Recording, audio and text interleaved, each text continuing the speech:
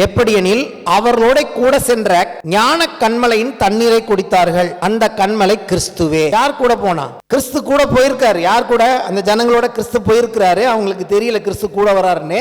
இவங்க போக போற பாதையில எங்கேயும் போற வழியில ஒரு அருவி இருக்கும், அல்ல வாட்டர் சோர்ஸ் இருக்கும், ரிவர் இருக்கும், கிடையாதுன்னு கர்த்தருக்கு தெரியும். இவங்களை புறப்பட பண்ணிட்டு யார கூட அனுப்புறாரு?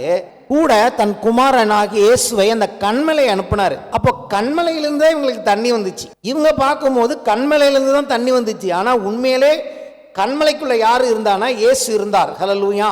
அவர்களோட பயணம் செய்யும் ஒரு கன்மலை அவர்களோடு போனது. இஸ்ரேலுக்கு ஆனாலும் சரி, அந்த ஜனங்களுக்கு ஆனாலும் சரி, வரப்போகிற பிரஜாதிகளுக்கு ஆனாலும் சரி, ரட்சிப்பை கொடுக்கும் கன்மலையாகிய கிறிஸ்து அவர்களோடு போனார் என்பதை அவர்கள் பார்க்கவில்லை. மோசே அவர் கன்மலை அடித்தார், அதிலிருந்து தண்ணீர் புறப்பட்டதுன்னு பார்க்கிறோம். ஒரு மலையை அடிச்சதுக்கு ஆண்டவர் கோவம் வந்துருச்சா? மோசே அடித்தது லிட்டரலா கன்மலையே இல்ல, கிறிஸ்துவை. சவுலே சவுலே, நீ ஏன் என்னை துன்பப்படுத்துகிறாய்? இயேசுவை டைரக்டா துன்பப்படுத்தினானா? தேவனுடைய பிள்ளைகளை துன்பப்படுத்தினான். முள்ளில் உதைக்கிறது உனக்கு கடினமாமே. கிறிஸ்துவுக்குள்ங்கிற பதத்தை ஏன் பவுல் பயன்படுத்துறாருன்னா, அன்னைக்கு அவங்களுக்கு புரியலனா பரவாயில்ல, இன்னைக்கு உன்னை அடிச்சா என்ன சபிச்சா அது உன்னையோ அல்ல, அது கிறிஸ்துவே என்பதை நீ புரிந்து கொள் என்று சொல்லுகிறார்.